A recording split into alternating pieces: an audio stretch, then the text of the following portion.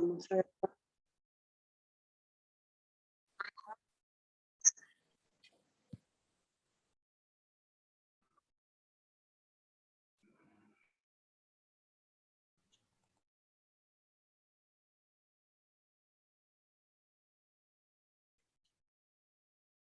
Ahí, esperen que...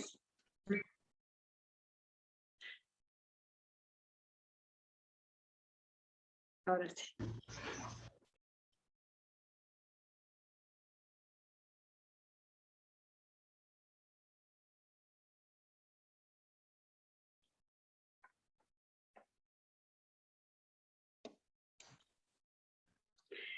Bueno, entonces les decía, no sé si me llegaron a escuchar, que en este año 49 se crea la Dirección de Psicología Educacional y Orientación Profesional, que depende del sistema educativo de esa época, en la provincia de Buenos Aires, sin que todavía tengamos egresados psicólogos de argentinos. Entonces es una psicología educacional sin psicólogos, ¿sí? Mejor dicho, conformado por quiénes, esta Dirección de Psicología Educacional y Orientación Profesional, y por médicos, por psiquiatras, ¿sí? Por algunos docentes, ¿sí? Tiene esa peculiaridad, ¿no? O sea, cómo se orientaba a esos niños, niñas, jóvenes, cuando culminaban su ciclo educativo para ya sea que continúan con algún estudio o que continúan con alguna formación de oficio, etcétera. Bueno, esa orientación estaba hecha por este tipo de profesionales, ¿sí? En nuestro sistema educativo, los psicólogos tardíamente empiezan a incursionar, a trabajar en el sistema, muy tardíamente. Por eso les mencionaba, en el 54 se crea por primera vez la carrera de psicología allá en Rosario, ¿sí? En la Facultad Rosarina, y después, bueno, creo que fueron 2 años después en la UBA, 2 años después La Plata, y creo que San Luis, la otra, ¿sí? Pero empieza esta dirección de psicología, que después empieza a denominarse de otra forma, le puse allí en el 53, Departamento de Acción Social y Asesoría Médica, ¿no? Donde empiezan a trabajar asistentes sociales y asistentes educacionales. Los asistentes educacionales tienen una formación de un cuatrimestre y medio, perdón, 1 año y medio, o sea, 3 cuatrimestres, y ya estaban capacitados y habilitados para trabajar en las instituciones educativas, ¿sí? O sea, siempre, digamos, desde el principio, por eso se los menciono, los psicólogos hemos tenido muchísimas dificultades para insertarnos con nuestro título. Para poder trabajar en el ámbito educativo tenemos que tener una formación como docentes, o una formación profesional docente. Si no, nuestro título no nos habilita directamente a trabajar en el sistema educativo. Directamente tenemos que hacer una formación docente, que como ya somos profesionales siempre es mucho más corta que la formación del docente en sí, pero no nos habilita solamente con el título de licenciados, ¿sí? Ya se los voy aclarando para que sepan algunas cuestiones que tienen que ver con las inserciones laborales. Algo que sucede en el año 56 que me parece muy interesante y que además ustedes puedan relacionarlos con algunas influencias que hemos tenido con los desarrollos en otros países, ¿no? Además de que se crea la Dirección de Psicología y Asistencia Social Escolar, que tiene un estatus muy importante, si bien luego cambió la denominación, empieza la Dirección de Psicología y Asistencia Social Escolar a tener una influencia muy importante en cada uno de los establecimientos educativos. Se van creando lo que se denominan los equipos de orientación escolar, ¿sí? En los equipos de orientación escolar, que esto lo deben haber escuchado seguramente, es en donde puede trabajar un psicólogo, ¿sí? Como orientador educacional, por ejemplo. Pero en este año, 1956, antes de continuar con esto que les estaba diciendo, en el año 56 se crean los grados A.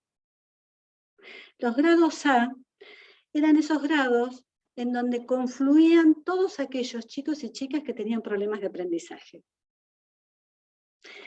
Si yo les pregunto, bueno, ¿qué paradigma estaba de alguna manera influyendo en esa etapa para que se conformaran los grados A?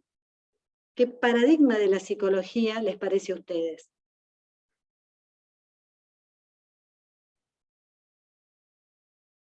El modelo médico. Exactamente, un modelo clínico-médico, de las diferencias individuales, ¿sí? Totalmente individualista, muy bien. Como para que ustedes vayan haciendo estas distinciones, ¿no? Ya a partir de la década del 60, se empieza a tener una visión un poquito más amplia, ni hablar a partir de la década del 70, ¿no? En donde el punto de vista o el enfoque de cómo es el abordaje de un niño, de una niña, en el ámbito educativo, este es el punto que les puse allí abajo, físico, psíquico y social, en donde se tienen en cuenta todos estos aspectos para entender, para comprender qué le puede estar pasando a un estudiante si acaso presentara algún tipo de dificultad, ya sea de aprendizaje o ya sea de inserción en el ámbito educativo. Algo también muy interesante a apreciar es que en el año 1963 se crean las guarderías, que después se conocen como los centros educativos complementarios, que siguen existiendo hoy en día, que son instituciones que van a albergar durante el contraturno a aquellos niños, niñas, que tienen algún tipo de dificultad, ya sea en su seno familiar, porque no pueden ser cuidados, por eso la primera denominación, guarderías, o porque necesitan algún tipo de acompañamiento o de asistencia que lo va a brindar el centro educativo complementario. Nosotros tenemos un centro educativo complementario muy lindo, que se encuentra emplazado en el barrio Centenario, ¿sí? Que viene trabajando desde hace muchísimo tiempo con intervenciones muy, muy interesantes. Entre el 68 y el 72 se trabajó fuertemente sobre el analfabetismo y la repitencia, ¿no? Se crearon algunos dispositivos para justamente tratar de abordar estas graves problemáticas.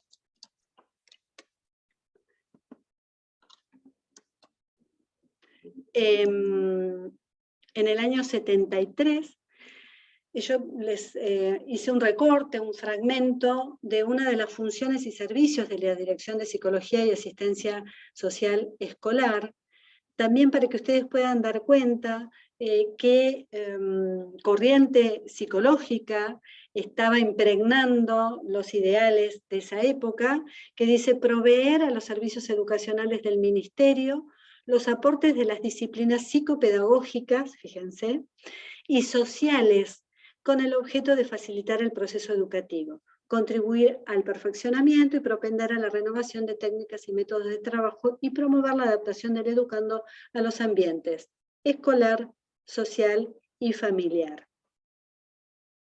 Si ustedes pueden asociar alguna corriente psicológica o algunas corrientes psicológicas a este fragmento, ¿cuáles se les ocurre?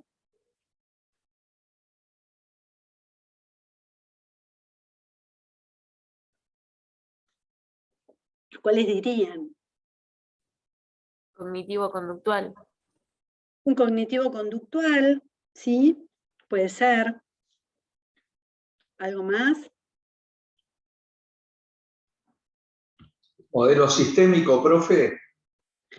Bien, porque estás hablando o estás pensando en lo familiar. En el contexto familiar, sí, estoy pensando. Perfecto. Bien. Hay algo también de la matriz, de la lectura de la matriz social acá también, ¿no? Convergen varias lecturas, ¿no?, psicológicas respecto a los procesos que se dan en el ámbito educativo. Muy interesante, ¿no? Cómo se asocian, se compilan, ¿no?, estas diferentes lecturas para poder abordar la complejidad que se entendía ya en el 73, lo que eran las dinámicas educativas. Obviamente que con los con las dictaduras militares o cívico-militares, todo lo que tenía que ver con posibles innovaciones, posibles nuevas lecturas con respecto al sistema educativo, quedaron resistidas. Y recién en la década del 80 podemos nuevamente mencionar, con la vuelta a la democracia, sobre un enfoque preventivo asistencial. Es decir, se siguió trabajando con un enfoque asistencialista, pero se le agregó a ese enfoque asistencialista un enfoque preventivo. Esto es novedoso. Esto empieza a ocurrir en la década del 80. Y en la década del 90, esto yo se lo voy a contar como algo que nos da mucha bronca hoy en día, ¿no? Pero bueno, la memoria nos sirve un poco para tenerlo como siempre algo presente, por lo cual un poco seguir luchando por los derechos de los y las psicólogas, que es que aparece un decreto, el 2140, en donde se establece que los psicólogos podemos ser parte del POF, se llama, la planta orgánica funcional de una escuela. O sea, en este decreto aparece como que el psicólogo puede trabajar en la planta, o puede ser nombrado como planta o parte de la planta de una institución educativa, es decir, dentro del equipo de orientación escolar. Nunca se llegó a concretar este decreto. O sea, se decretó, pero nunca se sustanció. Y cuando desde los diferentes colegios de los distintos distritos, por ejemplo de la provincia de Buenos Aires y de otras provincias, se empieza a preguntar qué fue lo que pasó, ¿sí? La respuesta que se obtuvo después de 2 años con el decreto 2485, que desaparece eso que se había decretado en el 2140, es que había sido un error de tipeado. Bueno, esto pasaba en los 90, ¿sí? Era un error, la respuesta que se dio es que fue un error de tipeado. Ese era el tratamiento que se le daba a cuestiones tan importantes como podía llegar a ser la inserción del psicólogo en el ámbito educativo. Se le dio otra vuelta, por eso les decía anteriormente, los psicólogos igualmente trabajamos en el ámbito, podemos trabajar, digo, en el ámbito educativo, pero la inserción es siempre a través de una formación previa como la formación educativa o la formación docente. Hasta esa década se hablaba de el asistente educativo o el asistente educacional cuando se trabajaba en estos equipos o gabinetes, ¿no? En cada una de las escuelas, y a partir de esta época esa denominación cambia hacia orientador. Ya no se utiliza más el término asistente educacional, sino orientador educacional. Y en el año 1994 empieza a aparecer como parte de la lectura que se debe llevar a cabo en todas las instituciones educativas, el diagnóstico institucional. Y esto es algo muy importante porque los diagnósticos institucionales, y esto lo vamos a ver más adelante, se llevan de una manera, se llevan a cabo de una manera multidisciplinar. ¿Sí? Es necesario la confluencia de varios actores y actrices institucionales para poder llevarlo a cabo. Bien, y 2 o 3 cositas más que les quiero mencionar que me parecen importantes que ustedes los tengan presentes. A partir del año 2000 se empieza a trabajar en las instituciones educativas desde el enfoque de la complejidad y por eso se hace tan importante la conformación de nuevos dispositivos, que son los equipos interdisciplinarios distritales. Así como les mencionaba hace un ratito, en cada establecimiento educativo, municipal, provincial, por ejemplo, en nuestra ciudad, hay equipos de orientación escolar, de orientación escolar conformados por orientadores educacionales, orientadores sociales, fonoaudiólogos, por ejemplo. Hay dispositivos que no pertenecen exclusivamente a una institución educativa, como sí, vuelvo a repetir, los equipos de orientación educacional. ¿Sí? Se denominan así estos dispositivos, equipos interdisciplinarios distritales. Y según la demanda la emergencia, la dificultad, se han ido constituyendo diferentes equipos de intervención, como por ejemplo, en el año 2002 surgen los equipos distritales para el trabajo con infancia y adolescencia. En el 2005, los dispositivos que trabajan con las familias, que son los COF. En el 2006, los EIPRI, que son los equipos interdisciplinarios para trabajar con primera infancia, ¿sí? Los EDI, que son los equipos distritales de inclusión. Y les voy a mencionar, por último, y los invito, yo creo que lo compartí, sí, lo compartí en el campus, en un apartado que tiene sobre novedades, la dirección de psicología, en donde ustedes van a tener todas las normativas y todas las comunicaciones de esta modalidad. Yo acá les compartí solamente una de las comunicaciones que se elaboró el año pasado, que es la comunicación número 5 del 2020, que justamente tenía el objetivo o el propósito de desarrollar una serie de orientaciones para los equipos docentes, para los equipos directivos, para trabajar con la emergencia de la pandemia, ¿sí?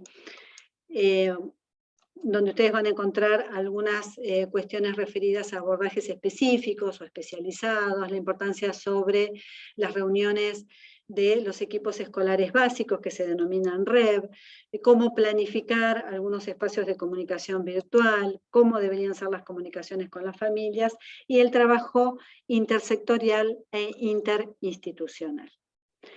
Bien, como ya es la hora, si no me van a matar, vamos a terminar acá.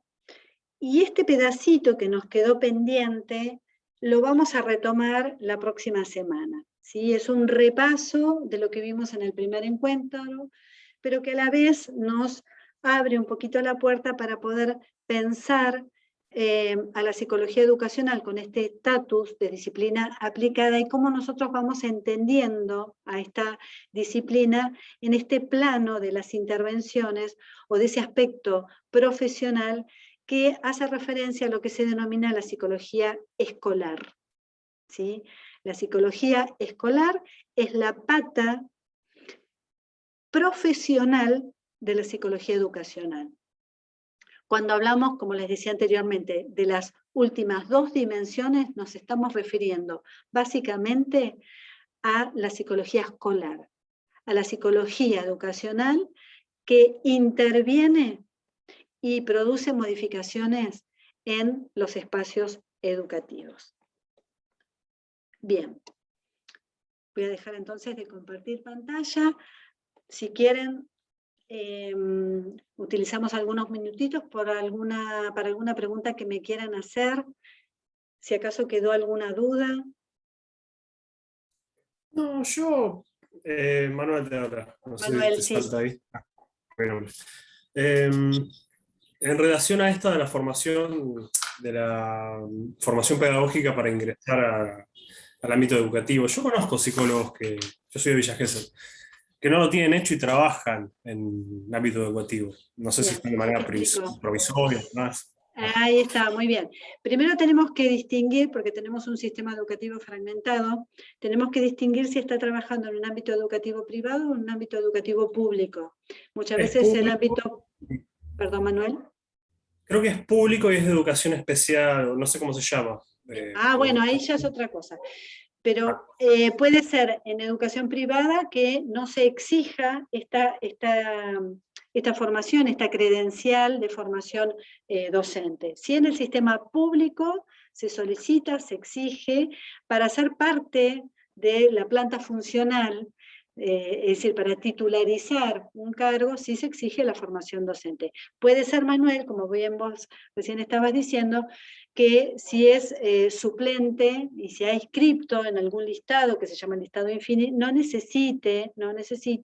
se le exija esa formación profesional, pero es para cargos de suplencia, por ejemplo. Sí, sí, creo que es así, que en realidad está hace 4 años, pero como suplente o algo así. También conozco un caso medio Bien, similar, pero para saber nada más, porque me bien. interesa. Perfecto. Sí, lo vamos a ir viendo. Es más, mi idea es más adelante invitar profesionales que están trabajando en el ámbito educativo. Tengo una colega que le tengo mucho aprecio, que trabaja en un EIPRI, ¿no? Entonces por ahí estas cuestiones, tengo una colega, una inspectora de educación municipal, que también trabajamos con algunos proyectos, y a mí me gustaría también invitarla a ella o a algún equipo de municipalidad para que un poco les compartan cuestiones que tienen que ver ya sea con la formación, ya sea con intervenciones propiamente dichas en el campo de las escuelas, ¿no? Pero eso lo vamos a hacer más adelante. Quiero que primero tengan un poquito más de elementos conceptuales, si después por ahí quieren hacer preguntas, los va a enriquecer mucho más si tienen un poquito más de andar en la cursada.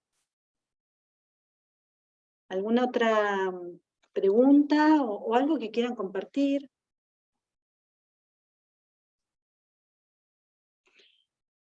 Bien. Yo, profe, te Sí, consulto Gabriela. algo que es muy fino igual. Cuando ingresás, digamos, como equipo de orientación o algo por el estilo, ¿el honorario, digamos, cobrás como un sueldo docente o cobrás como otra figura el sueldo? ¿Con qué categoría estás? Mirá, me mataste con la pregunta, pero se supone que vos tenés una formación profesional, es una formación técnica, se dice, muy específica, ¿sí? No te quiero decir una cosa por otra, pero probablemente el honorario, el sueldo sea diferente, ¿sí? Es decir, tenés una especialización, ¿no? Al Claro, respecto. sí, sí. La carga horaria es la misma, pero la formación es diferente, es técnica, por lo tanto yo calculo que es distinto, el honorario, Claro, el no, sueldo es distinto. Lo pensaba porque como al insertarse, digamos, en una escuela o en un equipo, digamos, educativo, como digo, ¿cuál ahí donde empiezan a correr los honorarios en tanto a si perteneces a docentes, si tenés que pelear por los aumentos docentes o no, estás en otra categoría, pero bueno, son cosas más finas, digamos, que no. No, y está buenísima la pregunta que haces, Gabriela.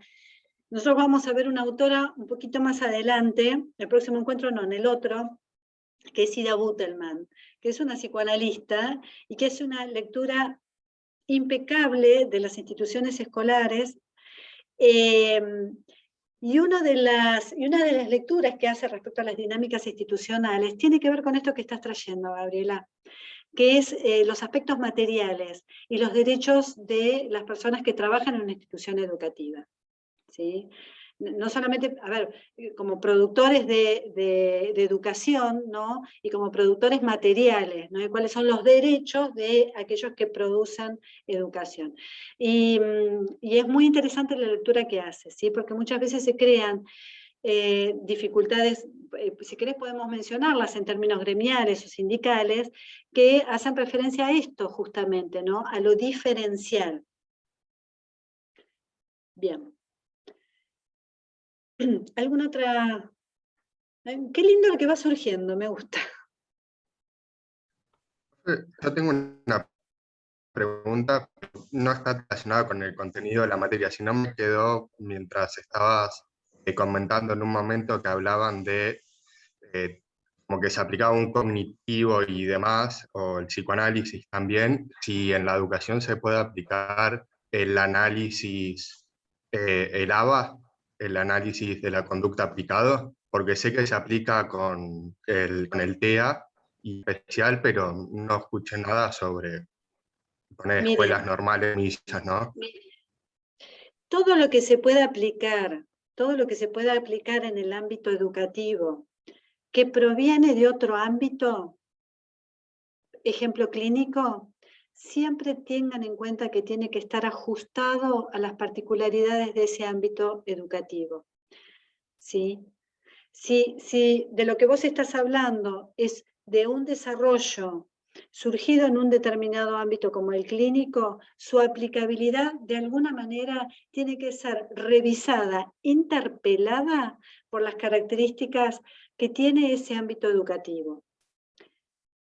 ¿sí? Y no solamente me refiero al ámbito educativo en sí, sino a las cualidades de ese contexto en donde está emplazada esa institución escolar, con el grupo de estudiantes, docentes, etcétera, etcétera, ¿sí?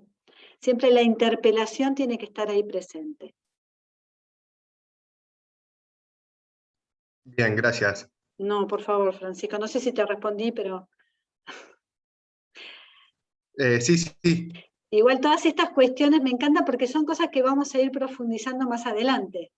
Todas estas cuestiones, estas inquietudes que tienen, se están adelantando a lo que vamos a ir viendo, y me parece espectacular.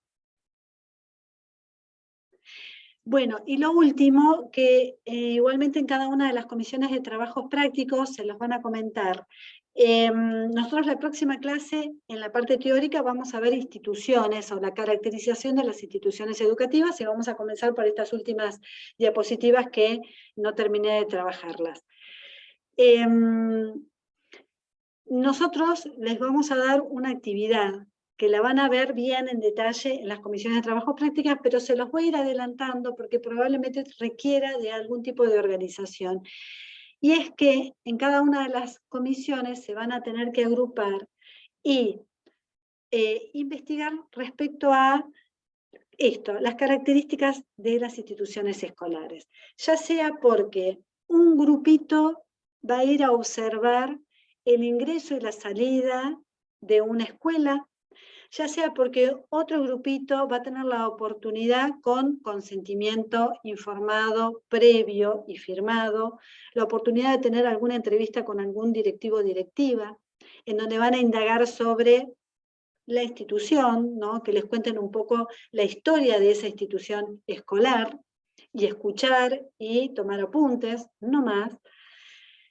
Y una tercera opción es que otro grupo u otros grupos puedan investigar desde las redes sociales, que puedan incursionar en las páginas de las diferentes instituciones educativas y ver cuál es el ideario de una determinada escuela, cuál ha sido la historia, que puedan indagar por medio de las páginas que tiene y que presenta a la comunidad de cómo es la institución. Todo ese material que ustedes vayan recabando va a ser insumo fundamental para trabajar esta próxima temática que vamos a abordar la semana que viene, que tiene que ver, vuelvo a repetir, con la caracterización de las instituciones educativas. Bien, se los quería adelantar, ¿no? Como para que lo tengan en cuenta, pero después cada comisión se los va a detallar mejor, ¿sí? Bueno, cualquier cosa me escriben, y bueno, que tengan buena semana, cuídense muchísimo, ¿sí? Profesora, igualmente. Gracias, igualmente. Gracias. Nos vemos. Hasta la próxima. Chao chicos, cuídense mucho.